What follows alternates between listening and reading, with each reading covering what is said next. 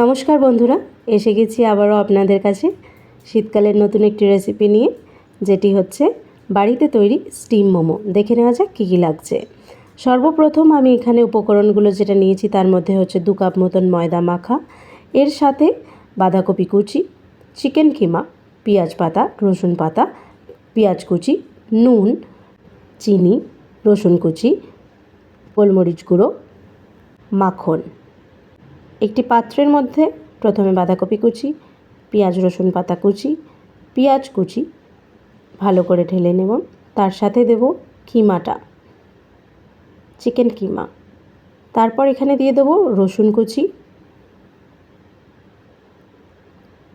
গোলমরিচ গুঁড়ো স্বাদ মতন, মাখন বা বাটার, স্বাদ মতন নুন, স্বাদ মতন চিনি আমি এখানে দিয়ে দিলাম। এরপর আমি এই সব উপকরণগুলোকে একসাথে ভালো করে মিশিয়ে মেখে নিতে হবে, যাতে একটার সাথে একটা গায়ে খুব সুন্দরভাবে লেগে থাকে। কিছুক্ষণ এটাকে রেস্টে রেখে দিলাম।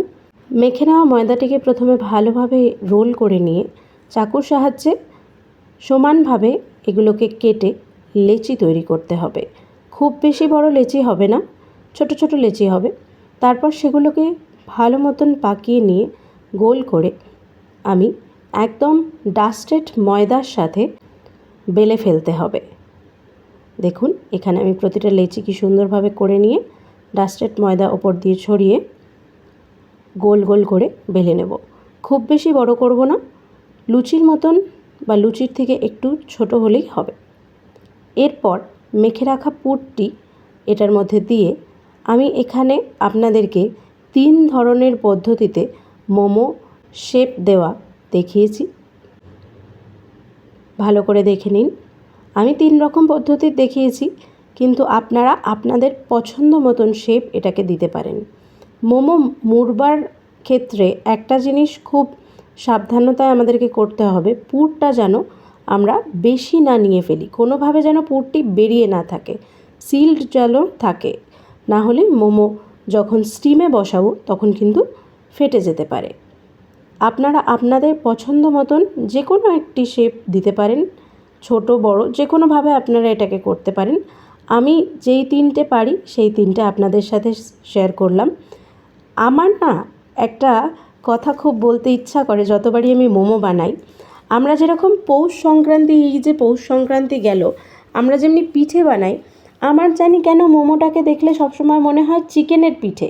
আমি জানি না, আপনারা আমার সাথে রিলেট করতে পারলে আমাকে একটু জানাবেন যে আপনাদেরও কি আমার মতন মোমোটাকে চিকেন পিঠে বলে মনে হয়, বা চিকেন কেন, মাটন দিয়ে করি বা ভেজ করি, ওই এক ধরনের নোনতা পিঠে।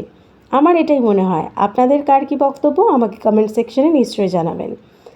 দেখে নিন এখানে মোমোগুলো আমি ভালো করে সিল করে নিচ্ছি, কোথাও দিয়ে কিন্তু কোনো গ্যাপ রাখছি না, কারণ গ্যাপ থাকলে স্টিম হওয়ার সময় ফেটে যেতে পারে, তখন মোমোটা তো স্টিম হবেই না ভালো মতন, এর সাথে যে আমরা ম্যারিনেশনটা করেছি সেটা কিন্তু বেরিয়ে আসবে। ব্যাস, আমার 1 লটের মোমো রেডি। আমার বাড়িতে স্টিমার নেই, তাই আমি এরকম একটি কড়াইয়ের মধ্যে জল ঢেলে নিই, দিয়ে তারপর সেটাকে কিছুক্ষণের জন্য প্রিহিট করতে দিই। যাই হোক, এখানে একটি স্টিলের থালা আমি নিয়ে নিয়েছি, তার মধ্যে কিছুটা সাদা তেল, আপনারা চাইলে বাটার নিতে পারেন, ভালো করে ওটার মধ্যে মাখিয়ে নেবেন যাতে মোমোগুলো নিচে স্টিক না করে। এবং এই সময় মোমোগুলো যখন আপনারা রাখবেন, আপনারা মোমোগুলোর মধ্যে কিছুটা ডিস্টেন্স রাখবেন যাতে এটা আটকে না যায়। দেখুন কড়াইয়ের মধ্যে আমি জল নিয়ে তার মাঝখানে একটি ছোট্ট বাটি দিয়ে তার ভিতরে জল দিয়ে আমি এটাকে প্রিহিট করে নিলাম কিছুক্ষণ। যখন ধোঁয়া উঠছে সেই সময় আমি এই বাটিটিকে একটু মাঝখানে করে নিলাম, তাতে ব্যালেন্সটা ভালো থাকবে, দিয়ে আমি মোমোগুলো বসিয়ে দিলাম। তারপর এটাকে বেশিক্ষণ নয়, ওই মিনিট 10 স্টিম করলেই দেখুন আপনার মোমো জুসি টেস্টি একদম সুন্দরভাবে সুসিদ্ধ হয়ে রেডি। এবার হলো প্লেটিংয়ের পালা। সুন্দর করে এটাকে যেরকমভাবে মন চায় আপনারা প্লেটিং করুন, এবং শীতের মরশুমে গরম গরম মোমো বা আমার ভাষায় চিকেন পিঠে বা বলতে পারেন নোনতা পিঠে খেয়ে জানাবেন কেমন লাগলো। আজকের জন্য এইটুকুই। দেখা হচ্ছে খুব শিগগিরই নতুন একটি ভিডিও নিয়ে। ভিডিও ভালো লাগলে অবশ্যই একটি লাইক করবেন, কমেন্ট করবেন, চ্যানেলটিকে সাবস্ক্রাইব করে রাখবেন, পাশে থাকবেন।